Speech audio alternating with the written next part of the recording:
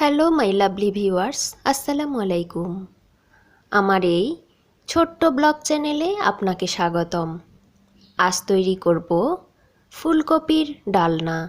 ভীষণ টেস্টি এই ফুলকপির ডালনা রেসিপিটি একবার খেলে বারবার খেতে মন চাইবে। ভিউয়ার্স, শীতের সময়ে খুব তাজা ফুলকপি পাওয়া যায় বাজারে, আর সুন্দর সুন্দর এই ফুলকপি দিয়ে বানিয়ে নিতে পারেন অসম্ভব সুস্বাদু এই ডালনা। ভিউয়ার্স, ফুলকপির ডালনা রেসিপি তৈরির জন্য আমি এখানে 1 কাপ মসুর ডালকে ভালোভাবে ক্লিন করে নিচ্ছি এবং আমি নিয়েছি ফুলকপি। এখানে আমি বেশ কয়েক টুকরো ফুলকপি এভাবে বড় সাইজ দিয়ে কেটে নিয়েছি, ভালো করে ক্লিন করে নিলাম। আমরা সবাই জানি ফুলকপিতে অনেক সময় প্রচুর ময়লা থাকে বা পোকা পাওয়া যায়, তাই কিছুক্ষণ লবণ পানি দিয়ে ফুলকপিগুলোকে রেখে দিতে হবে। এ পর্যায়ে চলে এলাম চুলোতে। চুলোয় একটি প্যান দিয়েছি, তাতে ডালগুলো অ্যাড করে দিয়েছি। ফুলকপির এ ডালনা রুটি, পরোটা থেকে শুরু করে গরম ভাত সব কিছুর সঙ্গে খাওয়া যাবে।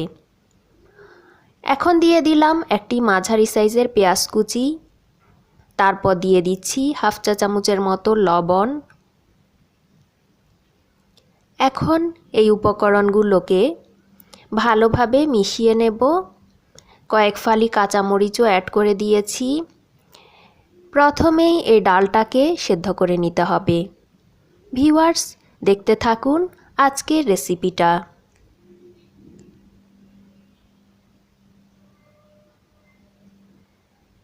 এখন চেক করে নিচ্ছি ডালটা সেদ্ধ হলো কি না। জাস্ট 5-7 মিনিট ঢাকনা দিয়ে রেখেছিলাম চুলোর তাপ মাঝারিতে রেখে। ডালটাকে খুব বেশি সেদ্ধ করা যাবে না, সামান্য একটু সেদ্ধ হয়ে এলেই আমি অন্যান্য উপকরণগুলো অ্যাড করতে থাকব। যারা সুন্দর সুন্দর রেসিপি ব্লগ দেখতে ভালোবাসেন তারা আমার এই চ্যানেলটি সাবস্ক্রাইব করে দিবেন। পাশে থাকা ছোট্ট বেল আইকনটিও ক্লিক করে দিবেন, তাহলে আমি নতুন নতুন রেসিপি ব্লগ শেয়ার করার সঙ্গে সঙ্গে নোটিফিকেশান পৌঁছে যাবে আপনার কাছে, আর সবার আগে সুন্দর সুন্দর রেসিপিগুলো আপনি দেখে নিতে পারবেন। এখন আমি 1 চা চামচের মতো হলুদের গুঁড়ো অ্যাড করে দিয়েছি। তারপর দিয়ে দিচ্ছি মরিচের গুঁড়ো প্রায় 1 চা চামচ। আমি যখন কোনো রেসিপি ব্লগ শেয়ার করি তখন ফুল প্রসেসটা দেখিয়ে থাকি, তাই যারা ফুল প্রসেসিংটা না দেখছেন অথবা টেনে টেনে ভিডিওটা দেখছেন তারা বুঝতে পারবেন না আমি কিভাবে রান্নাটা করছি। তাই আপনাদের প্রতি আমার বিশেষ অনুরোধ থাকলো ফুল ভিডিওটা দেখতে থাকুন এবং সুন্দর সুন্দর মজার এই রেসিপিগুলো উপভোগ করতে থাকুন। মশলাটা দেওয়ার পর ডালের মধ্যে কিছুক্ষণ ফ্রাই করে নিতে হবে চুলোর তাপ মাঝারিতে রেখেই।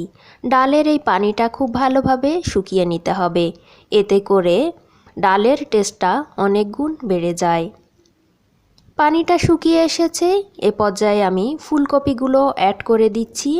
আমি ফুলকপিগুলোকে সামান্য একটু ফ্রাই করে নিয়েছিলাম তেলের মধ্যে হলুদ এবং লবণ দিয়ে।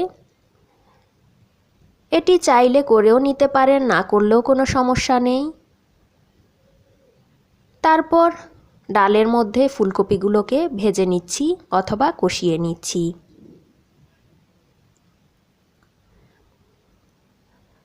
অনেকেই অনেকভাবে ফুলকপির এই ডালনা রেসিপিটি তৈরি করে থাকেন। আমি আজ যেভাবে তৈরি করলাম তাই আপনাদের সঙ্গে শেয়ার করছি। আশা করছি আমার আজকের এই ভিডিওটি সবার ভীষণ ভালো লাগবে।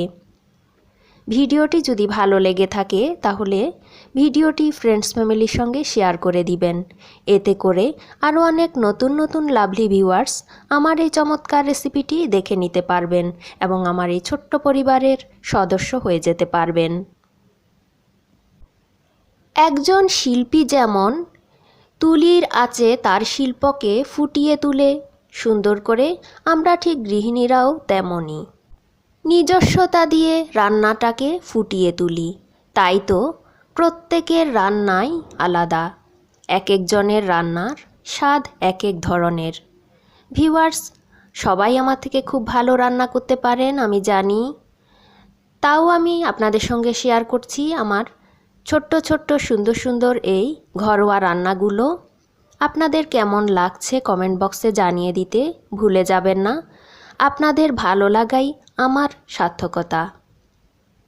আর ভিডিওটা ভালো লাগলে অবশ্যই একটি লাইক দিয়ে আমাকে সাপোর্ট করবেন। আপনাদের খুব সামান্য একটি লাইক আমার কাজের উৎসাহ অনেক গুণ বাড়িয়ে দিবে। কথা বলতে বলতে রান্নাটা সেরে নিচ্ছি। এখন বাগারের পালা। বাগারের জন্য হাফ কাপ কুকিং অয়েল দিলাম, হাফ কাপ পেঁয়াজ কুচি দিলাম, একটি শুকনো মরিচ দিয়ে দিলাম। এখন লালচে কালার করে পেঁয়াজটাকে ফ্রাই করে নিচ্ছি।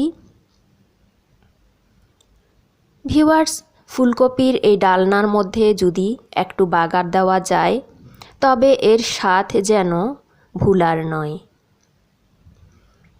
ফুলকপির এই ভরা মৌসুমে এই রেসিপিটা একবার রান্না করে খেয়ে দেখুন। রুটি পরোটার সাথে অথবা গরম গরম ভাতের সাথে অথবা লুচির সাথে যে কোনো কিছুর সাথে পরিবেশন করা যাবে।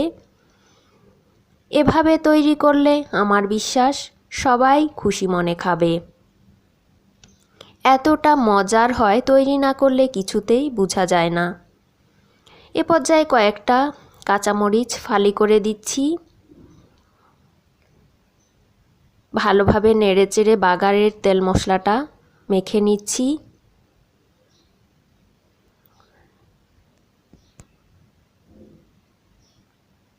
আমার এই ব্লগ চ্যানেলে আমি খুব সুন্দর সুন্দর ব্লগ ভিডিও শেয়ার করব, আপনারা চাইলে দেখে নিতে পারেন। যারা সহজ সহজ রেসিপি ব্লগ দেখতে ভালোবাসেন তাদেরও আমার এই চ্যানেলে স্বাগতম। নতুন গৃহিণী আপু থেকে শুরু করে ব্যাচেলর ভাইয়া সবাই আমার এই রেসিপিগুলো সহজভাবে তৈরি করে নিতে পারেন। যেহেতু প্রত্যেক দিন রান্না করতে হয় তাই আমি চাই রান্নাটাকে সহজ করে দেখানো। রান্নাটা সহজই হওয়া উচিত,